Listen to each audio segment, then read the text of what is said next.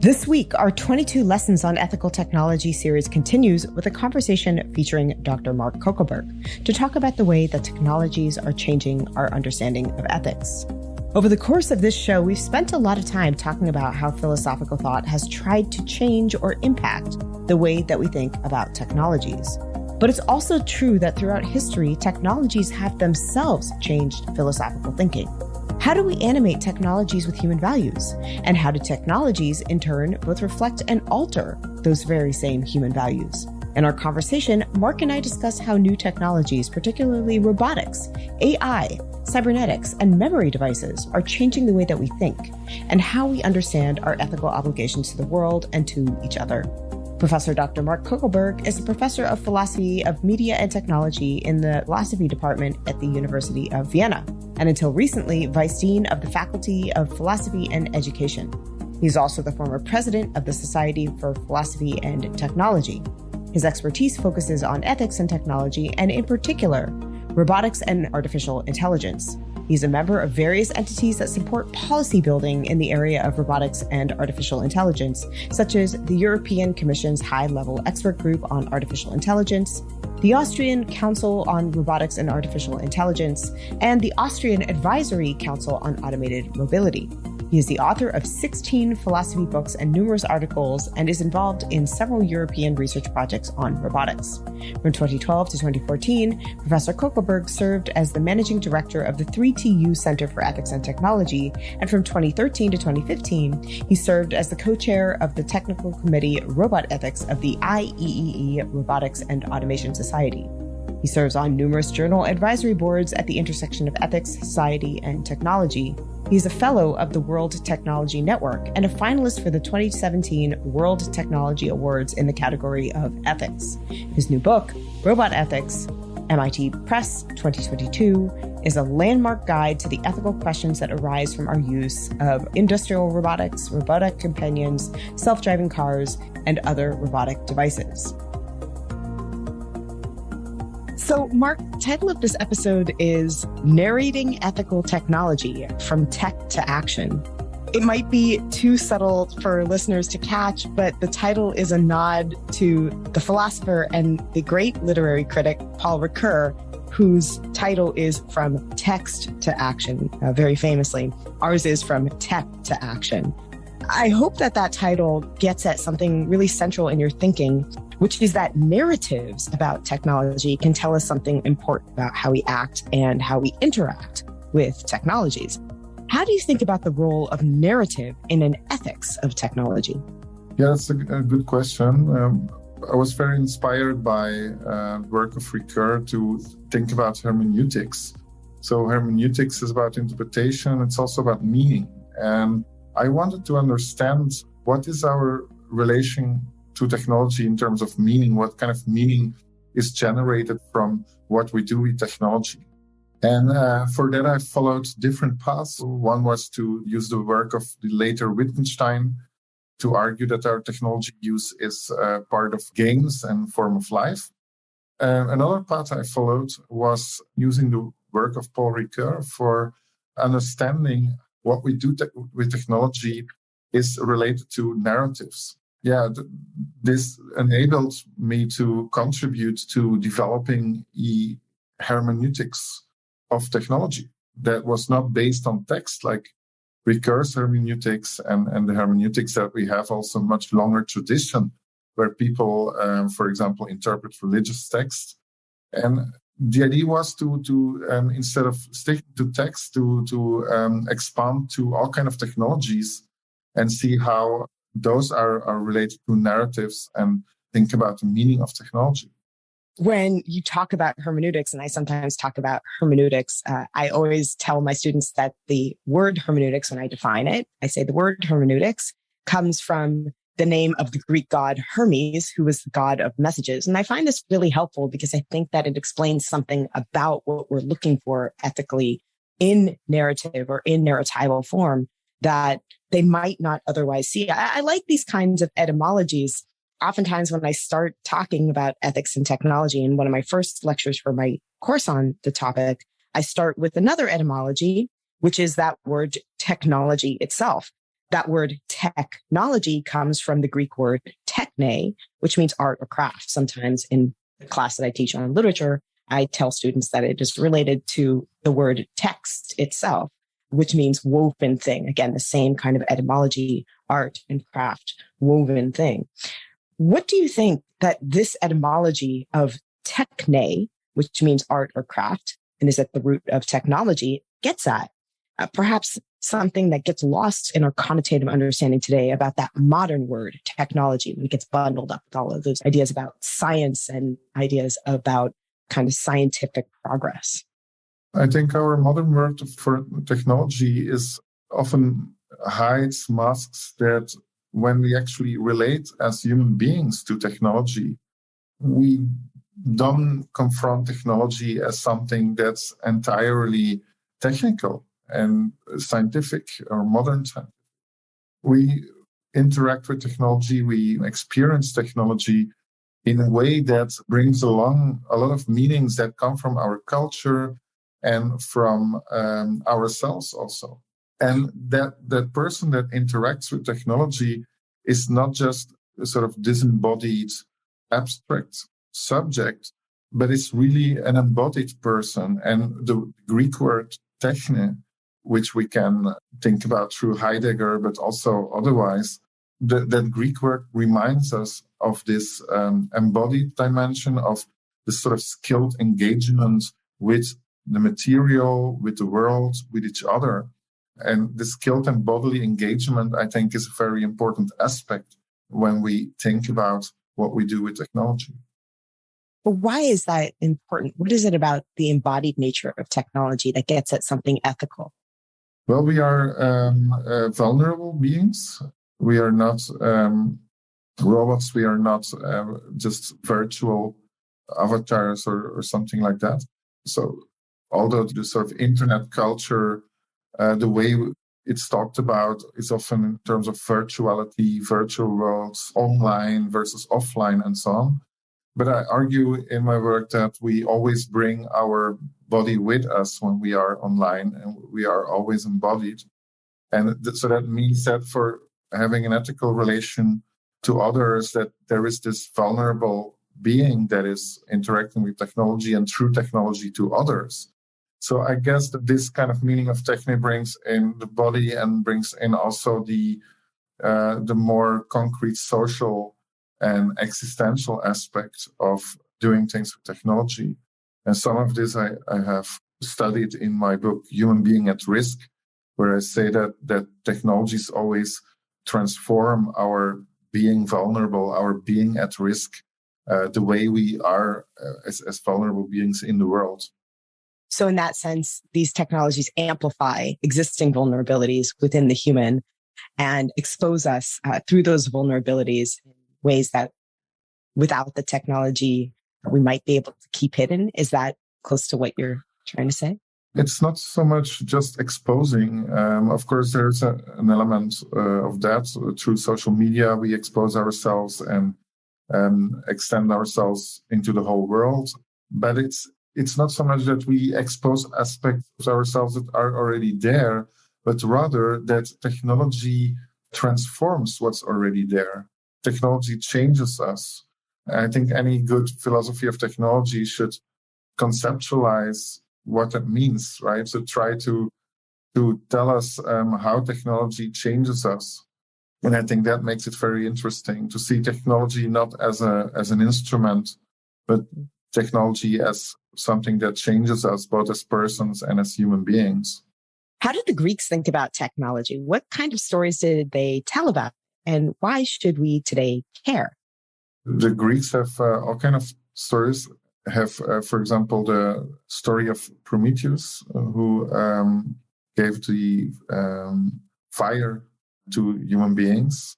For the Greeks, they thought in general that we human beings don't have the right to be gods, and that we can use technology to do things. We can use technology to try to get more powerful.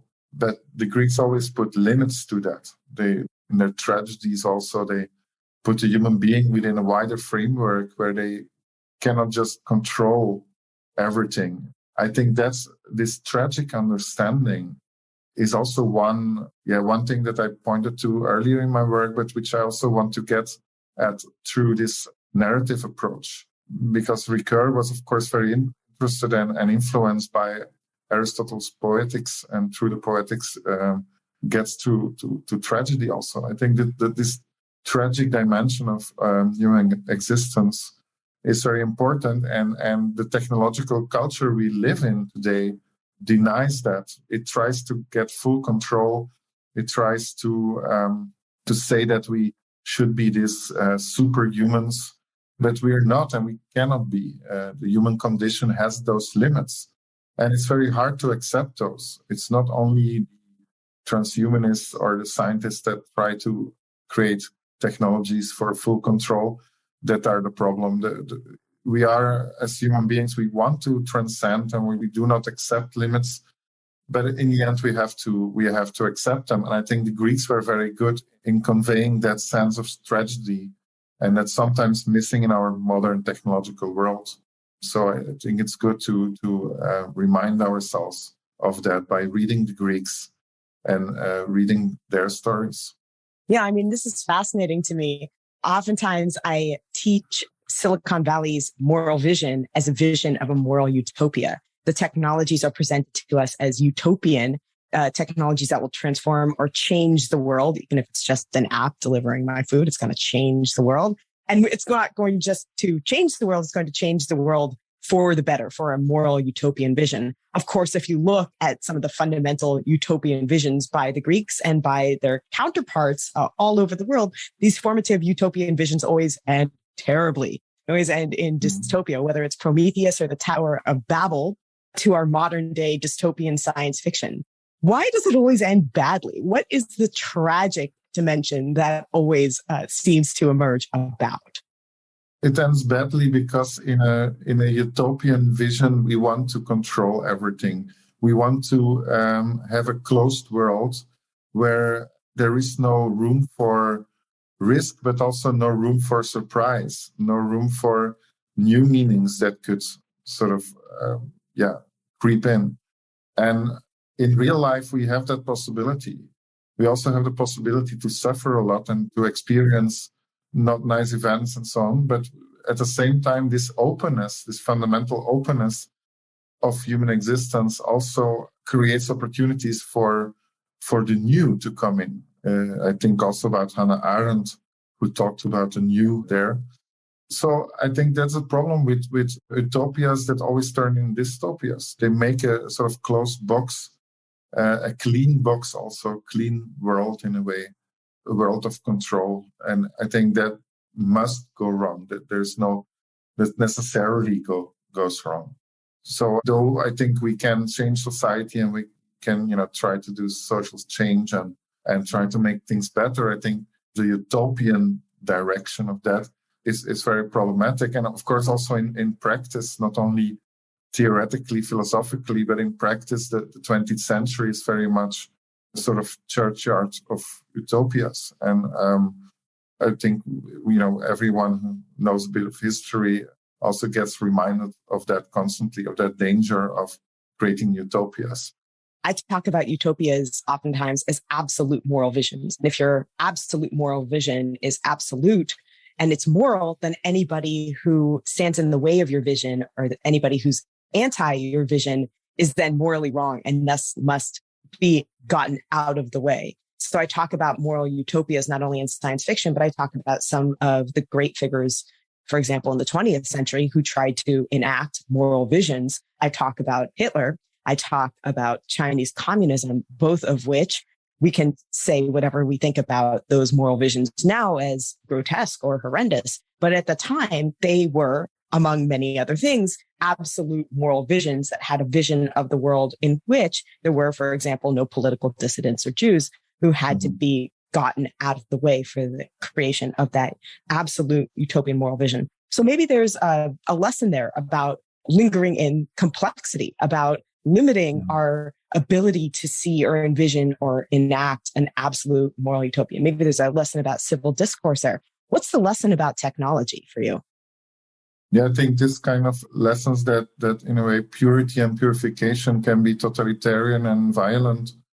For technology, I think it means that if we use technology to have fully closed system of surveillance where we try to manipulate, see every human being, then we get more purity. And the cost is that we lose the humanity. So I think the current digital technologies, including artificial intelligence, regardless of all the positive opportunities they bring, also, present a great danger, not in themselves, but in combination with those more totalitarian approaches. That's why I'm also recently more writing about the politics of AI, and also use political philosophy to think about how we can draw on the best thinking we have so far in philosophy to try to understand those dangers and not move in that direction. And unfortunately, today there are those dangers politically in general, but also with technology. So we need to make sure that we understand those processes in order to avoid the worst. In the course that I teach on science fiction that I mentioned, the premise of that course is that before we can build any technology, we first have to imagine it. There is no building without a prior vision of a value or a vision of the future that technology is aimed at enacting or creating. So to that end, I tell my students, it's important to interrogate the realm of our imagination, since technological products are oftentimes not only just imagined abstractly as moral visions, but imagined in science fiction first, or are inspired by the imaginings of science fiction, film, television, literature. And the public is primed to receive new technologies or desire or to imagine a future based on what science fiction imagines first. But I think that from what I understand of your work, you complicate that in that for you, and I'm going to quote you here, technical practices are not only prefigured by the manifold of stories that are told about them. That is to say, they don't just play a passive role in our narratives about them, but that they actively configure or refigure those stories through our interactions with them. What do you mean by that idea that they prefigure, not just playing a passive role, but actively configuring or refiguring the stories that we tell about tech by our interactions with them? How do technologies configure or refigure the stories we tell about them through our interactions with them? Yes, this leads us to that hermeneutics again. So the idea is that normally when we think about technologies and narratives, we think about narratives about technology. So we tell stories about technology, about how technology, for example, can be used for wars, has been used for wars. But that's a story about technology. And what I wanted to do with using Recur is to conceptualize how technology plays an active role in the sense of also shaping our narratives, co-authoring our narratives, one could say. And then these terms from prefiguration and so on, they're taken from Recur, and they have to do with how narratives draw on meanings that are already there. And then also through Impotment, Recur, so we organize events and characters into a coherent and meaningful whole. And this kind of process doesn't only work with text, but also with technologies. Technologies help us also to create meaning. And technologies themselves also draws on all those meanings that are there already in our culture. For example, ideas about human enhancement and future of the human understood in a more technological way often draws on stories in our culture that are already, for example, apocalyptical, eschatological, and so on, about end times, about times after this time when everything will be different. And those meanings are there in our society. And so the moment I use a technology or I talk about technology, I'm not just talking about this object or this material artifact, but I'm talking about that technology in a way that connects with those wider narratives. And once we have new technologies, they will also shape these narratives. For example, artificial intelligence now, in a sense, co-writes the story about our future. Suddenly, our future looks different than before AI. There are people who write stories literally about how AI takes over, how AI somehow becomes part of our daily lives, how AI mixes with the meanings that are there in our society. So this is the challenge of this kind of thinking, is to see technologies not just as things, but as co-writing those the narratives, and in the end, also co-writing what we do, even on a daily basis. This is fascinating to me. I mean, once you start looking for stories as the ethics or the lever as well for technological production, you find them everywhere. I was talking to a venture capitalist. I say to him, how do you decide which technologies to fund? He says, I look for the movie. I said, what do you mean you look for the movie? He says, I want to see the hero's journey. I want to see the hero's journey enacted. I want to see how this person goes through the hero's journey and then becomes the hero who saves us through usually his technology. So, you have the kind of narrative production very ensconced in this idea of narrative itself. And of course, the term impotment, which comes, at least I connect that term very much with Hayden White, who writes about the ethics of deciding how we select and how we arrange different pieces of information so as to make intelligible the things around us. And that act of making something intelligible is not itself neutral. It is not inert. It is a choice about how to encode and plot pieces of information so as to make sense and then to make meaning and then to decide the value of a certain set of facts. So that itself, I can understand is ethical. But help me connect the dots a little bit more closely. How can knowing, identifying, and understanding stories that technologies tell provide an ethical insight into technological culture and production? There are various ways one can connect the ethical to the narrative. Maybe one good example of how it can be done is just to look at something very concrete we use every day, namely our electronic calendars. There also has been great science and technology studies research on this. So basically, this is a technology, and normally we would think that an electronic calendar is just there to represent what we want to do anyway. Yeah. So that basically we always think that we write our own story, and then the technology is just an instrument. Now, what is actually happening is that once we have those calendars and also the emails connected to it and all the other digital technologies, the mobile phones and so on, what actually happens is that we become, as a choreographed by our technologies, we become choreographed by our own calendars. We think that we're in control, when in fact we start living our days controlled, monitored by those technologies. That raises then the normative and ethical question, is this the life we want to have? Is this the good life? And it's also something that I take from the ancients, always like this question about the good life, about eudaimonia. What would be a better way of living than being sort of chased by our own calendar technologies, by our time technologies, all day long? There must be a better way, and there the imagination comes in also. Ethics and imagination is very important. We definitely need that imagination to imagine what can go wrong, but also to imagine, as I now stress, to imagine a better future, a positive future, and not only to criticize. Yeah.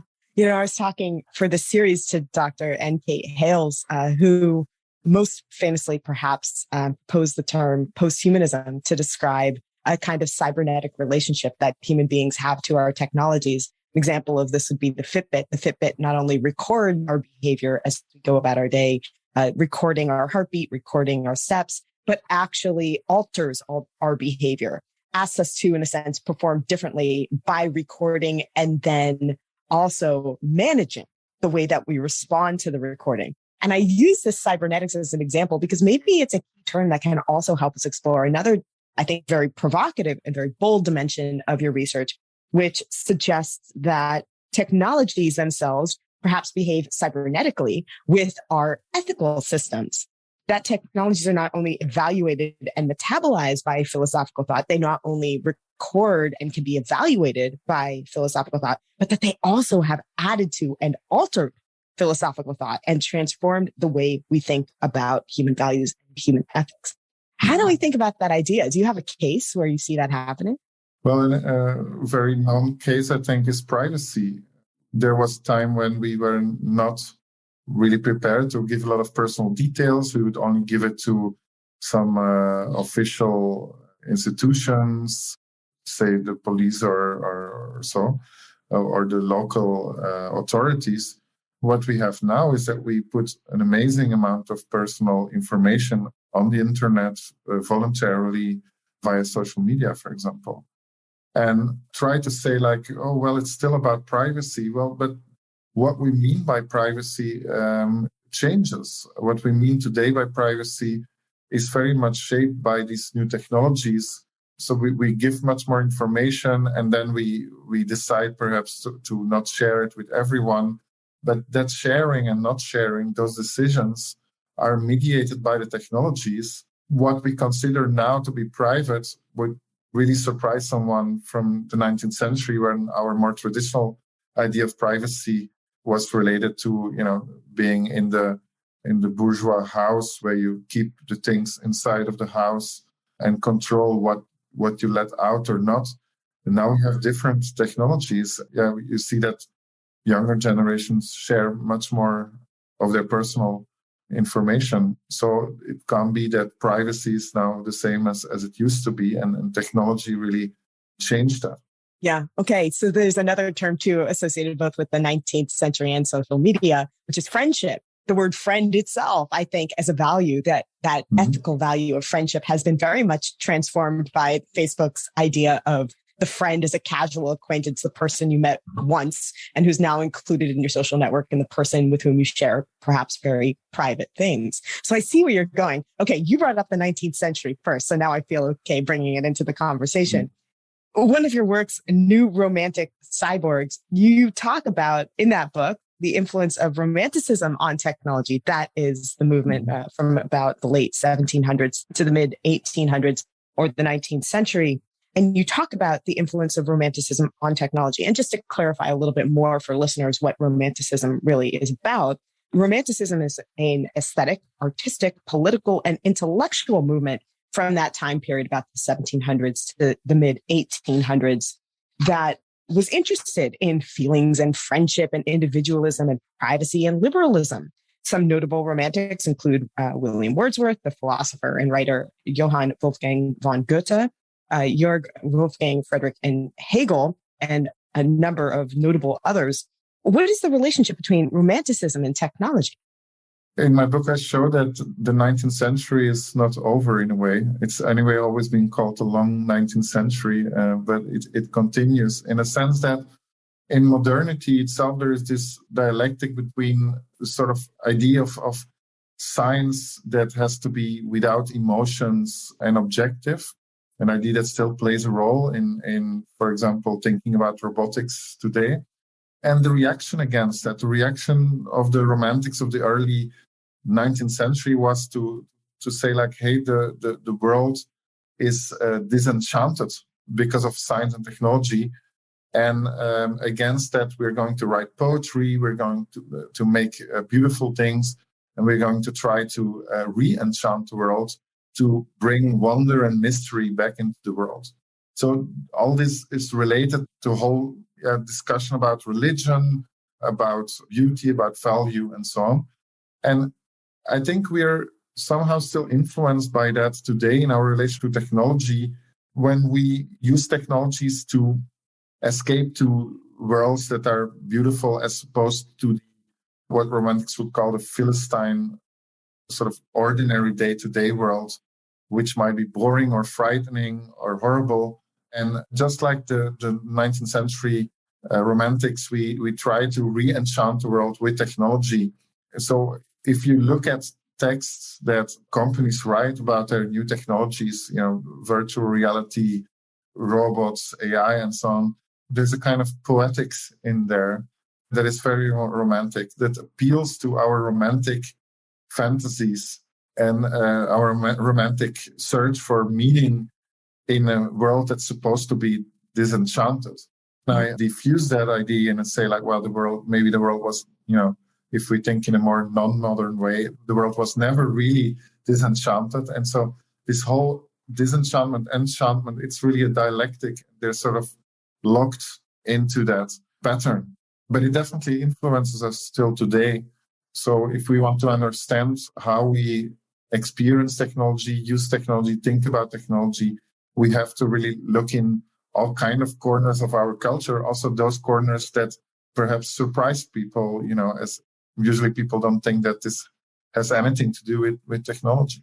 The touchstone, I think, case for narrative in terms of the Romantic period that has to do with both the enchantment and the disenchantment of technology is, of course, I think Mary Shelley's Frankenstein emerges at a period of time where new understandings about the body, new understandings about the science of the body and vivification, and new understandings about electricity merged to this idea that we can create this kind of prototypical human creation of the non-human that can replicate in many ways what we think about the human as a kind of fundamental dimension of the human. And then, of course, it tragically goes out of our control, comes Frankenstein's monster. And I think about that enchantment and disenchantment. And I think about the way in which that narrative carries over right to the present. We have the enchantment, for example, something like Facebook, and then the disenchantment of this human invention going far beyond what the humans who created it imagined it to be. In a sense, our narrative about Facebook is the same narrative of Frankenstein's monster.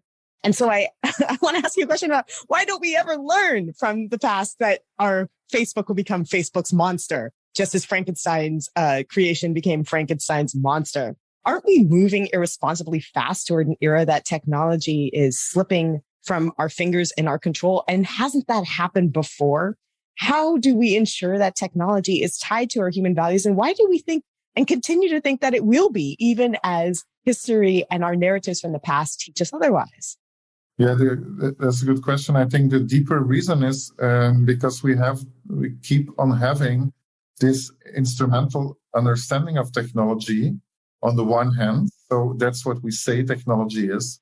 On the other hand, we act like romantics and we let ourselves be seduced by the narratives and the new technologies, the promises.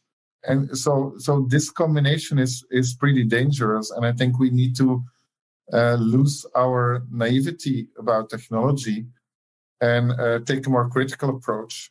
For that, it's necessary that we as users get more educated about this deeper link between technology and culture, and then also the people who develop technology lose that naivety and see that technology is just like many other things in life, that it has all these different sides, that it's ambiguous, that it's ethically ambiguous also, and that it's not just a tool, not just an instrument to reach our goals, but that it shapes those goals, that it really in the end also ultimately shapes our society and the future of our next generation. If we could change that, we could also get out of this eternal recurrence of the same mistakes. Are you optimistic? Well, I have to be a little bit optimistic because otherwise I would quit my job. I think we need to try to change thinking and educate. But of course, sometimes when I see what happens with technology, with human beings, what human beings do to each other by using technologies, it is of course, there's a dark side to that. Also the raw power that's exercised, by means of these technologies that started, like in the case of Facebook, that started as a tool for, boys looking at girls and evaluating them. That's how it started, right? So like very, very naive in a way, and very innocent. And then comes this powerhouse that also through other technology, it's just not just Facebook, right? It's this whole type of social media that plays such an important part in the lives of many people. And that does so much more than just showing pictures. So yeah, we need to lose that naivety. We need to get this critical thinking. But I remain optimistic that we can, through education and through changing the way technologies are developed, also making politics more aware of the importance of technologies and so on. I think we can change. So it's not that technology is this deterministic force that is totally external to us. And this is also what the guy who made the monster of Frankenstein in the story, in the end, what his real mistake is. The mistake is not that he lets it out of control as if it's just the technology that runs away. The mistake is that he abandons his own creation. He's related to the technology. We are all related to the technologies. If we recognize that technologies are human, not humans, but human, then we can also take responsibility for them. So we should not always see technology as this external thing that comes to get us or runs away, but as something that's part of us and that therefore should be part of our collective human self-care, the self-care of humanity. And I think thinkers like Heidegger and Hannah Arendt and so on can inspire us to think through those issues, without having the last word. I wanted to pull a thread out of something said in your last response, because I think it's very interesting, important that we pay attention not only to the technologies in an abstract philosophical sense, but as you put it, technology and ethics at the site where technological practices are inaugurated in the world. When you talked about Facebook, you talked about the site where the technology was invented. That is to say, a kind of tech programmer dude at Harvard using this technology to do what, early 20-year-olds do, which is rape girls. And then the site of Silicon Valley, a site where Silicon Valley venture capitalists do what Silicon Valley venture capitalists tend to do, which is look for ways to exploit the technology for profit. So what I take you to mean by that phrase, looking at technological production and ethics at the site where they are inaugurated in the world, is that we can't just think about ethical production of technology in the abstract, governed by theories and maxims, but we rather need to acknowledge the actual environment where technological production happens and the culture that it happens in. We can't ignore, for example, the realities of venture capital as governing which and how ideas get funded, executed, scaled, and distributed. We can't ignore power structures, management determinations, and deliverable demands that limit an engineer's ability in the workplace to act ethically. And we can't ignore the fact that tech companies oftentimes have no idea how their product will evolve, distributed, be used, or misused. How, if at all, does your understanding about ethics and your ethical guidance and your ethical theory change when it encounters the site of technological production, the reality of how innovation works? Yes, I think if we encounter that reality, we get those power relations in, but we also get the cultural and intercultural aspects. And for example, you live in California, I believe. Well, in California, a lot of technology is developed that is used not only in California, but also in the rest of the US and also in Europe and all over the world. And for example, if I use, most technologies, most digital technologies I use have been developed there. And that means that if it's true that technology and culture are so much entangled, as I argued, then it also means that this culture gets exported. Yeah. If that happens, then it could be all kind of frictions, all kind of problems, because of course that culture is not going to fit exactly culture that's over here in Europe. And there's also going to be influence, right? So the way we work nowadays in Europe might well be influenced by those technologies from California. And it's not just the technologies, but the whole culture. And for example, in my book on new romantic cyborgs, I show that this sort of tech hippie culture, a sort of mixture of technology freaks and hippies, that this has really created our contemporary digital culture. And so if we really want to understand what we're doing today, then strangely enough, we have to go to these very specific cultural sites and see what were the ideas of people back then in the 70s and the 80s when they developed personal computers. What were the ideas then later in the 90s of people who, again, not mainstream yet, in the beginning of the 90s, people who used the internet, developed the internet first. These were all relatively small communities, but their values and their visions often still influence us today. For example, the internet, we're very influenced by the 90s idea that internet sort of gives a certain liberation, enables this romantic play of identities, play in virtual worlds and so on. But then we get confronted with the 21st century raw power games about the future of those kind of platforms, about the politics of these platforms and the whole internet. And we see that things are very different than those who developed it, imagined it. So both historically and interculturally, there are frictions and transfers and all kind of things happen. And so once we recognize that technologies are human and that culture and technology are very much interwoven, then this we can begin to understand what's happening, and we can also take a more critical attitude towards the technologies we use. I want to maybe complicate this idea that all technologies are human, because I think we're living in an age that many people are calling the Anthropocene, an age in which our very human technologies, we acknowledge, have very real consequences for the rest of the world. And that idea of the Anthropocene, I think in many ways, climate change have asked us to think about the ways in which we as humans create human technologies that then transform the world, oftentimes in deeply destructive ways for other species itself. And that thinking has, I think, led us to want to complicate that boundary between the human and the non-human in significant ways. You know, one of the things I teach when I teach my sci-fi class is the movie WALL-E. And I end with that movie, not only because I know that students will get a kick out of the nostalgia trip, maybe it'll influence their evaluations positively, but also because I think the film consolates a number of really important ethical principles about the nature of the human, non-human world, and that idea of human values as perhaps estranged from planetary values. Perhaps our technologies animated by human values actually needing to accommodate values of the non-human world.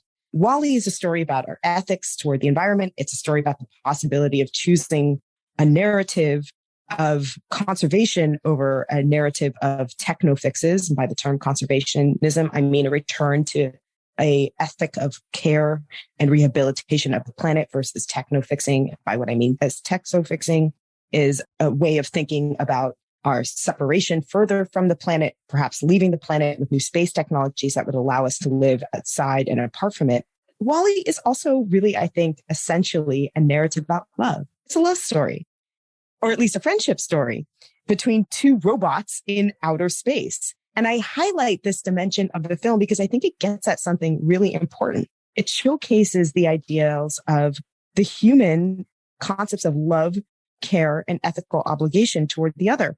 But in WALL-E, those very human concepts are exemplified and vivified and embodied not by humans, but by our technologies, embodied by these non-human entities. And they are projected ultimately not toward other human beings, but rather the planet.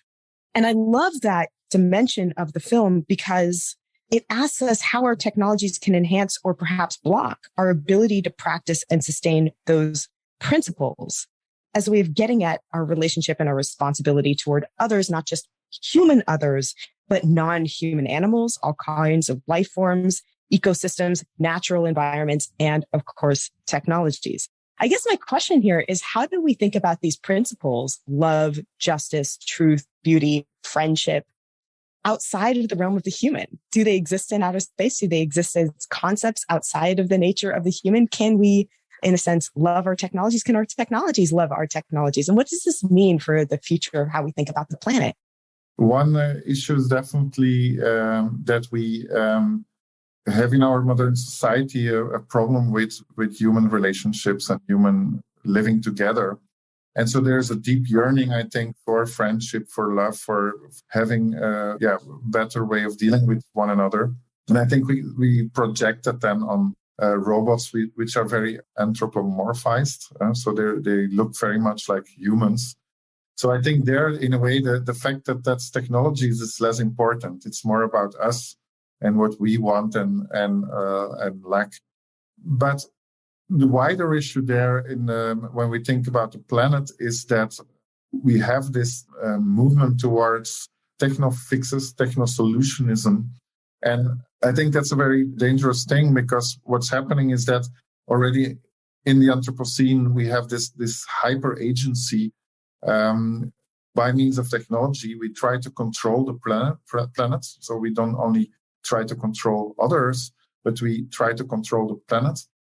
And we do that by means of technology. And so technologies, also like AI and other digital technologies, they help us to make the planet into a sort of spaceship that we then control. And of course, this out the fact that we are very dependent on the planet as vulnerable embodied beings, that we have other beings on this planet living here. So I think we should loosen our grip on the earth if we want to solve the problem of the Anthropocene, and take more an attitude of letting go, letting be, perhaps also more tragic attitude. Again, this connects to what we talked about before. So the question then is, what do we want then with our technologies? And can we have technologies that rather enable us to relate to others, to relate to non-human beings? And there, I think posthumanist theory has done a great job in breaking down the anthropocentric dimension of our ethics, of our ways of looking at the world. But there's also danger there, because I think if we think that relations with non-human beings are just going to be a sort of nice picnic, then we're also wrong, right? So there's a romanticization also of relations with robots, relations with animals, non-human animals. Nature is not a picnic, and nature is not always a love relationship. But there's dependence, there's relationality, and we can learn from environmental ethics, I think, for technology ethics, that we should have a more relational understanding of ourselves, and start from there when we then ask the question, okay, what to do with technology? If we forget that, if we don't do that, we will just use technology to further control. We will project our desires onto technology rather than face reality. And we will go in a direction that's neither ethically very beautiful nor aesthetically probably, when we make this planet into dystopia. Something occurred to me when you use that word aesthetic, because when I talk about WALL-E, I sometimes talk about the representation of technology in art. But of course, WALL-E is also an aesthetic produced by technologies. It is animation by Pixar, largely created by modern technological products. More and more, I think we actually see aesthetics governed by what tech will produce. Art animated by and created by robots, from classical music composed by AI to the very funny memes titled something like, I made a bot watch 10,000 hours of Seinfeld, and then I asked it to write an episode on its own, with the results being both comedic and horrifyingly mismatched to the delicacy of human sensibilities about what's funny or how idioms work, etc. So when you talk about the possibility that we can co-create and co-design and choreographies, plays, music, shows with technology, I wonder where that line is. At what point do we decide that art is human creativity made versus technology made, tech bearing the brunt of our creative agency? Should we care? Of course, as I'm thinking about this, all art, I have to acknowledge, is technologically contingent, from the possibilities of painting when acrylics were developed, changing fundamentally, to the possibilities of music production changing with new technological innovations of certain instruments, or, for example, auto-tune, to the fact that, as a literary scholar, I have to acknowledge that the printing press is an essential technology for literary production. And it really changed literary production. That technologies always have been the thing upon which artistic creation and artistic production is contingent. So I acknowledge that. But then I think about, the idea of AI writing classical music. And I say, well, even if the AI writes classical music, that may, in a sense, be more aesthetically pleasing, maybe as entertaining as human created piece of classical music. One thing that I admire in a piece of artistic production is the splendor of the human creativity behind it. I think that that's what we admire, what we praise when we say that a piece of art is good or innovative or groundbreaking or form breaking. Is the same thing true with technology? Does a technologically created piece of art, AI bot writing Seinfeld or something, even if it writes Seinfeld splendidly, perform the value of what we think of as the value of art? Does it or not? It's a big question, and it depends, as said in my article on this, it depends very much on what we think art is, right? So if we think art is something that we just have to agree on that it's art, for example, that something that sells for many millions, if that, the definition of art, then I think a lot of these products made by technologies can be considered as art. If we think that there needs to be some kind of romantic genius inside, then we have to stick with the humans. 2 remarks about it. I think, first of all, we have again this competition narrative here between humans and technology. And I think we should be critical of that. In the West, we put too much importance on this question. Is it human? Is it not human? And second, I think in the examples, therefore, we always have this idea that technology takes over. But in fact, what we see is that, you gave the example with the printing press. What we see is that humans and technology do great things together. So the human culture is not, in fact, killed by technology, but is enhanced by technology if it's done well. And the printing press is a beautiful example of that. It has changed our culture, our thinking.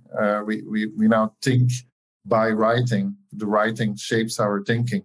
So all the books I've written, they're all written and they're written on a computer, which is a sort of remediation of typewriter and a typewriter remediation of the printing press. So this is, for me, the challenge with art and keeping the human element is to have combinations of humans and humans and technology that work and that lift the human spirit and can do something that we never could do before. And the whole, McLuhan talked about the Gutenberg galaxy, and there's of course this whole history from the medium of the printing press until the internet. Our digital technologies are also in some ways still like sort of children of that evolution. So everything that's wonderful about technology today almost is also, what we like about technology comes from there. And so not everything should be seen as necessarily limiting the human creativity and the human spirit. The context for the series is thinking about the role of the humanities and humanistic-driven inquiry in the context of technological culture and production. What value do you see the humanities as a set of disciplines and humanistic values as the tradition playing? Or what role can they play in cultivating a better understanding of and thinking about what it is that we do when we envision, design, and create technologies? Yeah, I think humanities, if it's further developed in a way that acknowledges and studies and understands these ways in which technologies and culture are related, I think then that kind of humanities can help us to go beyond the instrumentalist view of technology. And I think that's important to teach engineers, but other people who develop technology. But it's also important to educate humanities people in that. And I think if we have more sort of interdisciplinary humanities that recognize the materialist and technological side of human culture and that understand also the kind of issues we've been talking about, I think then we have suddenly that opens up new possibilities for people to do great things on the border, on the meeting point between technology and humanities. And so I think we can move towards what some people call post-humanities in that sense. and try to transform also the humanities. So instead of just having a conservative argument about the human should be central and the human should be like it was before technology, we cannot go back to a Garden of Eden, as an idea also has argued. So what the only way is forward, but then a way where the humanities and the sciences meet, also where we have people who can talk about both of these worlds and can fuse these worlds, who can talk about emotions, vulnerability, love, and so on, but at the same time also can contribute to making better technologies. What one lesson would you want to advocate for as a lesson on ethics and technology that you want listeners to take forward as we move deeper into the 21st century? That's a huge question. I had several potential answers to the question. I have to you only get one.